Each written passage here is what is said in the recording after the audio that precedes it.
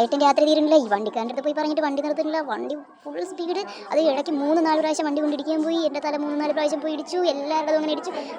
ആൾക്കാരെല്ലാം പോയി ഇറങ്ങി പോയി പറഞ്ഞു നിർത്താൻ വേണ്ടിയിട്ട് നിർത്തുന്നില്ല. അവസാനം എല്ലാവരും കൂടെ പുള്ളിയെ കൈവച്ചു.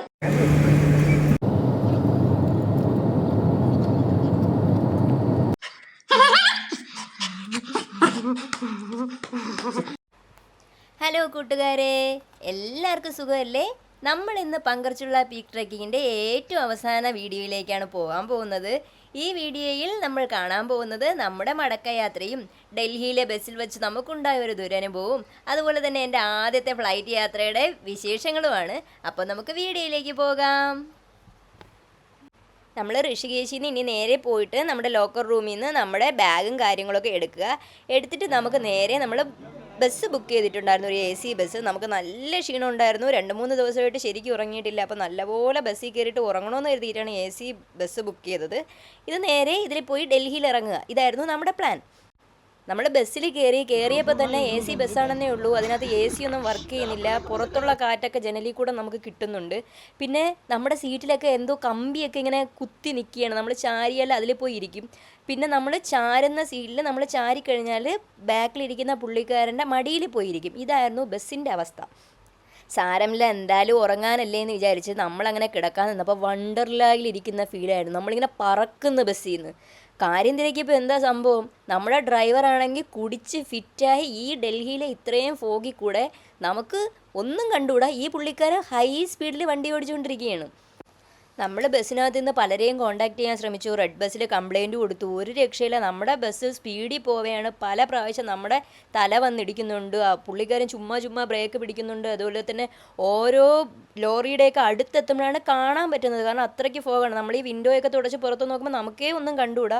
ആ ഒരു സിറ്റുവേഷനിലാണ് പുള്ളി ഈ വണ്ടി എടുത്തുകൊണ്ട് പോകുന്നത്. അപ്പോൾ അടുത്തെത്തുമ്പോൾ മാത്രമേ കാണുന്നുള്ളൂ. അപ്പോഴേക്കും ബ്രേക്ക് ചവിട്ടും, അപ്പോഴേക്കും നമ്മുടെ തല കയറി ഇടിക്കും. ഇങ്ങനെയാണ് നമ്മൾ ബസ്സിൽ പോയിക്കൊണ്ടിരുന്നത്.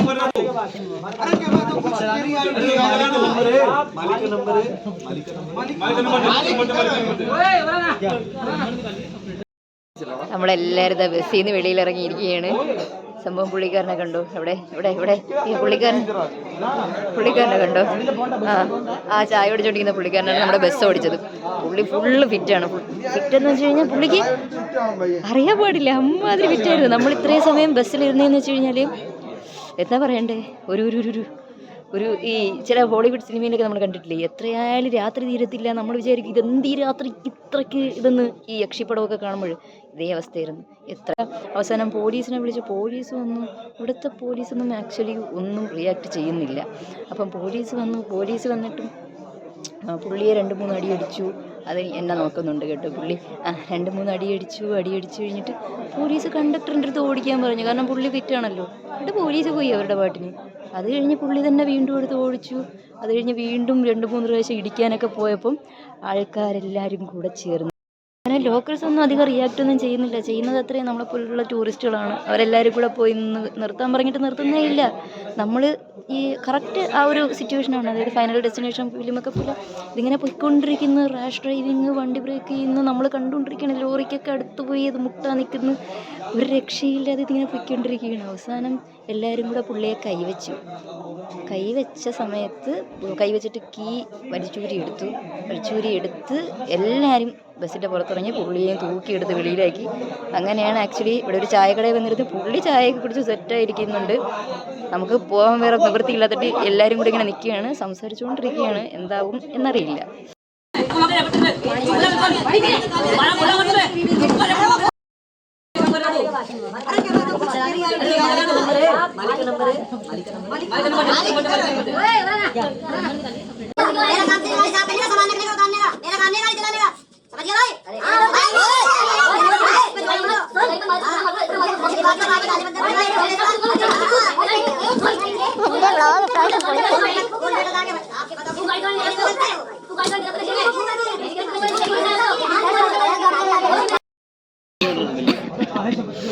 ഇവിടെയാണെങ്കിൽ ഫുള്ള് ഫോഗ്, നമുക്കൊന്നും കാണാൻ പോലും പറ്റാത്ത അവസ്ഥയാണ്. രാത്രി 1:45 ഇപ്പോഴത്തെ സമയം.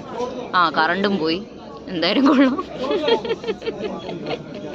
എൻ്റെ വ്ളോഗും പോയി ഗൈസ്. ഫുള്ള് ഫോഗാണ്. രാത്രി 1:45 നമ്മൾ നടു റോഡിലാണ് നിൽക്കുന്നത്. പിന്നെ ആൾക്കാരൊക്കെ പറഞ്ഞു അയ്യോ ഒന്നും കണ്ടുകൂടാണ്ടോ. അവിടെ നിന്ന് വണ്ടിയുടെ ക്ലീനർ വണ്ടി ഓടിക്കാമെന്ന് സമ്മതിച്ചപ്പോഴാണ് നമ്മൾ വീണ്ടും വണ്ടിയിൽ കയറിയത്.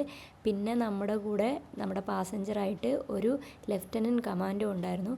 രാജ്യം കാക്കുന്ന പുള്ളി അന്ന് മുഴുവൻ നമ്മുടെ ബസ് കാത്തിരുന്നു.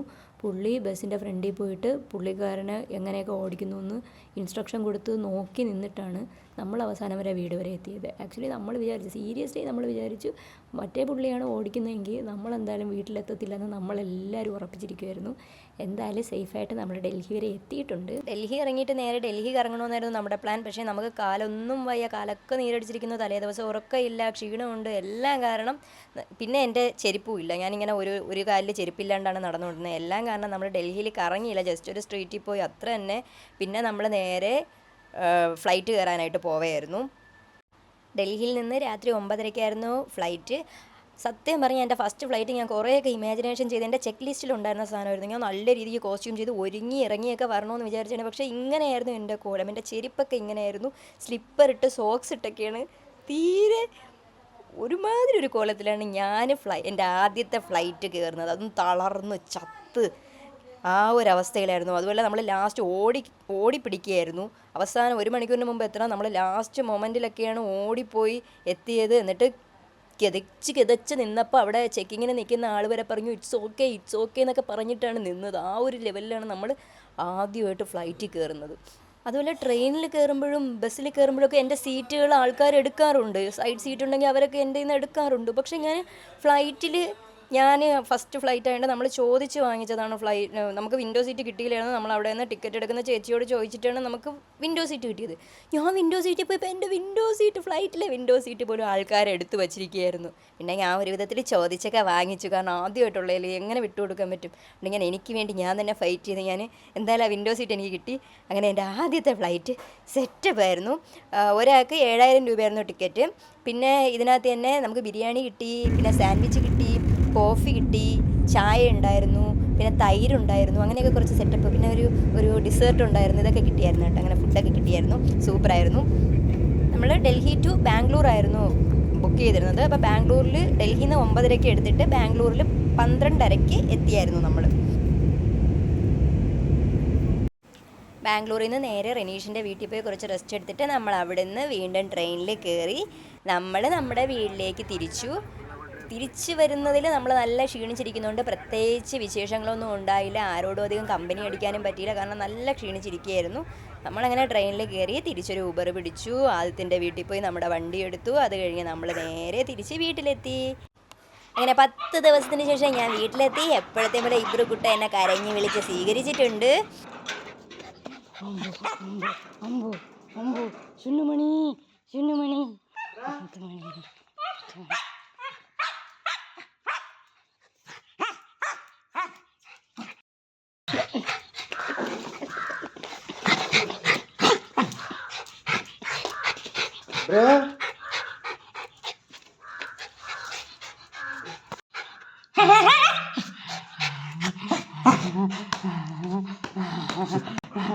ഇന്നത്തെ വീഡിയോയ്ക്ക് ക്ലിപ്സും കുറവായിരുന്നു, അതുപോലെ തന്നെ ക്ലാരിറ്റിയും കുറവായിരുന്നു. കാരണം നമ്മൾ എടുത്തത് രാത്രിയാണ്, അതുകൊണ്ട് ക്വാളിറ്റി ഇല്ല. അതുപോലെ തന്നെ നല്ല തളർന്നിരുന്നപ്പോഴാണ്, അതുകൊണ്ട് മിക്കതും എടുക്കാനും പറ്റിയിട്ടില്ല. ഇതുവരെ കണ്ടിരുന്ന എല്ലാവർക്കും താങ്ക്സ്. അപ്പോൾ ശരി, അടുത്ത വീഡിയോ ആയിട്ട് വീണ്ടും വരുന്നത് വരയ്ക്കും എല്ലാവരും ഹാപ്പി ആയിട്ടിരിക്കുക, സന്തോഷമായിട്ടിരിക്കുക. ടാറ്റാ ബൈ ബൈ ഉമ്മ.